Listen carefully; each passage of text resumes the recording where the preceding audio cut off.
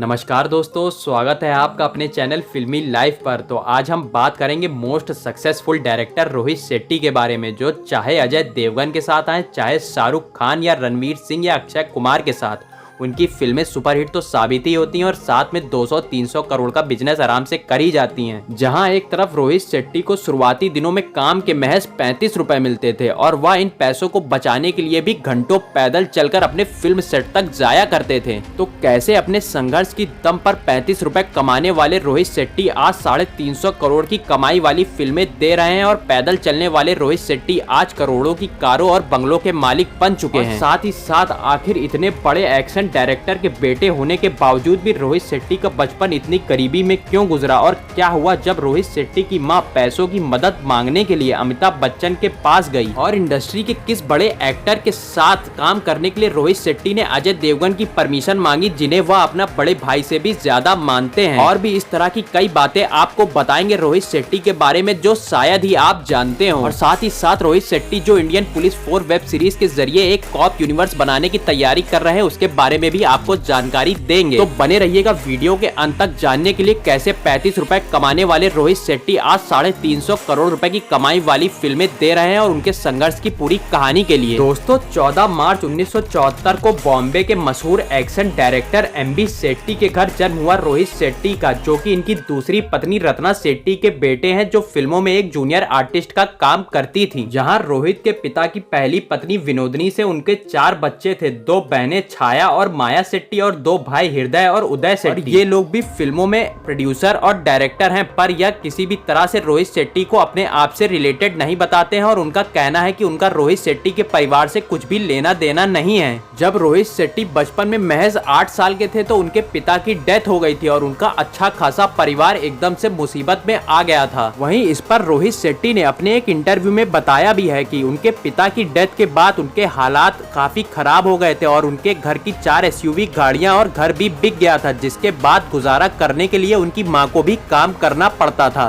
और उनके घर में पैसों की कमी की वजह से रोहित शेट्टी की पढ़ाई में भी दिक्कतें आ रही थी। जिसके बाद रोहित ने अपनी मां को इतनी मेहनत करते हुए देखा और उन्होंने 15 साल की उम्र में ही तय कर लिया कि उन्हें पैसे ही कमाने हैं और इस फिल्म इंडस्ट्री में अपने पिता की तरह ही एक बड़ा डायरेक्टर भी बनना है। और यहाँ रोहित शेट्टी की मदद की उनकी रिलेटिव चंदा शेट्टी ने, जो उस समय एक असिस्टेंट डायरेक्टर थी, जिन्होंने रोहित शेट्टी का रेफरेंस पहली बार कुक्कू कोहली को दिया और उन्हें एज अ असिस्टेंट डायरेक्टर काम देने की रिक्वेस्ट पर उस समय रोहित शेट्टी महज 17 साल के थे। जिसके बाद कुक्कू कोहली ने रोहित शेट्टी को अपने फिल्म सेट पर एज अ इंटर्न रखा, जो कि फिल्म सेट पर छोटे मोटे काम करता था। वहीं उन्हें सिर्फ 35 रुपए दिए जाते थे, वे भी आने जाने के कन्वेंस के। और रोहित शेट्टी ने अपने एक इंटरव्यू में बताया भी है कि वह इन 35 रुपए को बचाने के लिए अपने फिल्म सेट पर पैदल चलकर जाया करते थे, जो कि उनके घर से काफी दूर था। और ये फिल्म थी फूल और कांटे, जिसमें डायरेक्टर कुक्कू कोहली अपने दोस्त वीरू देवगन के बेटे अजय देवगन को लॉन्च करने वाले थे। दोस्तों, एक किस्सा यह भी है, जब रोहित शेट्टी के घर के हालात काफी खराब थे तो रोहित शेट्टी की मां को पैसों की कमी की वजह से अमिताभ बच्चन के पास जाना पड़ा था, जो कि रोहित के पिता को काफी मानते थे, क्योंकि रोहित शेट्टी के पिता के डायरेक्टेड एक्शन सीन्स की वजह से ही अमिताभ बच्चन इंडस्ट्री में एंग्री यंग मैन बने हुए थे। जिसके बाद अमिताभ बच्चन ने रोहित शेट्टी की मां को पैसे देकर उनकी मदद भी की थी।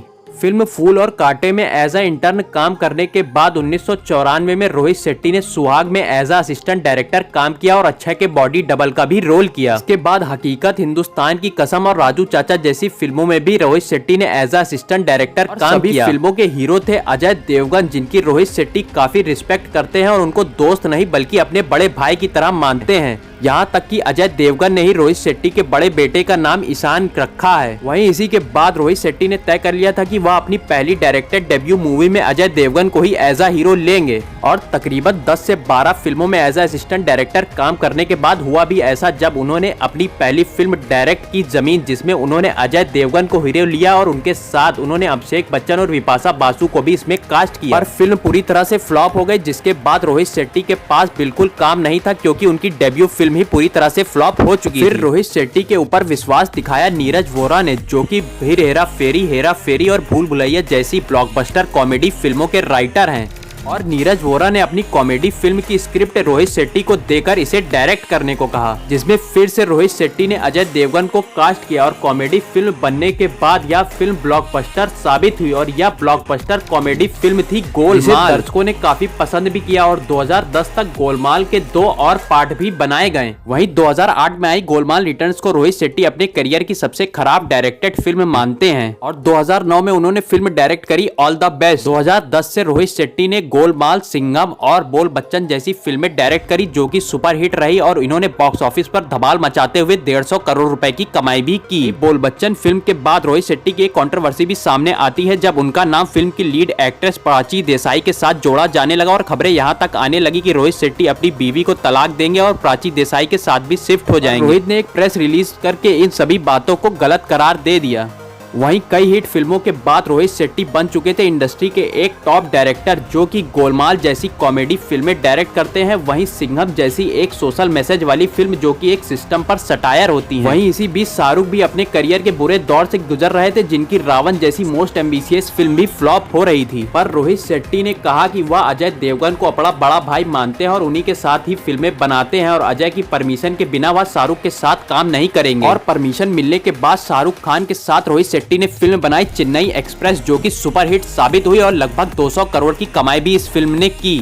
फिर 2014 में अजय देवगन के साथ सिंघम रिटर्न्स फिल्म में रोहित शेट्टी ने डायरेक्शन के साथ अपना कदम प्रोडक्शन में भी रखा और सिंघम रिटर्न्स को डायरेक्ट करने के साथ साथ इसे प्रोड्यूस भी किया और फिल्म भी काफी सुपरहिट साबित हुई और उसने भी बॉक्स ऑफिस पर 150 करोड़ तक की कमाई की। रोहित शेट्टी अपने डायरेक्शन और प्रोडक्शन के अंडर में DDLJ की मशहूर जोड़ी शाहरुख और काजोल के साथ 2015 में दिलवाले मूवी लेकर आए, पर फिल्म दर्शकों के बीच ज्यादा कमाल नहीं कर पाई और सेमी हिट साबित हुई। फिर इसी के बाद रोहित शेट्टी ने हॉलीवुड के मार्वल के सुपर हीरो यूनिवर्स तरह बॉलीवुड में एक कॉप यूनिवर्स भी बनाना शुरू कर दिया है, जिसमें वह 2018 में रणवीर सिंह के साथ सिम्बा मूवी लेकर आए और 2021 में अक्षय कुमार के साथ सूर्यवंशी फिल्म लेकर आए। वह 2022 के अंत तक एक बार फिर अजय देवगन के साथ सिंघम 3 मूवी लेकर भी आ रहे हैं और उससे पहले वह अपना कॉप यूनिवर्स Amazon प्राइम पर भी रिलीज करने वाले हैं। इसमें आपको फिलहाल सिद्धार्थ मल्होत्रा, विवेक ओबराय और शिल्पा शेट्टी दिखाई दे रही हैं, पर इसमें अभी और भी एक्टर्स का नाम जुड़ने वाला है। दोस्तों 2010 के बाद से रोहित शेट्टी की 10 फिल्में आई जिनमें से उन्होंने 6 फिल्में प्रोड्यूस भी की और ज्यादातर फिल्में सुपरहिट भी साबित हुई। 2010 के बाद रोहित शेट्टी की सभी फिल्मों ने 150 करोड़ की कमाई तो की ही है। वहीं उन्होंने अजय देवगन को अपनी 14 में से 10 फिल्मों में लीड एक्टर के रूप में कास्ट किया और 2 फिल्मों में अजय देवगन का कैमियो भी आपको देखने को मिलता है। इससे उन्होंने साबित कर दिया है कि वह अजय देवगन को अपना बड़ा भाई कहते ही नहीं बल्कि मानते भी हैं। दोस्तों आपको रोहित शेट्टी की फिल्मों में से कौन सी फिल्में पसंद है हमें कमेंट सेक्शन में जरूर बताएं। मुझे तो गोलमाल सीरीज उनकी काफी अच्छी लगती है। वीडियो पसंद आया होगा तो वीडियो को लाइक करिएगा और हमें सपोर्ट करने के लिए हमारा चैनल सब्सक्राइब करके हमारे दूसरे वीडियोस भी जरूर देखिएगा।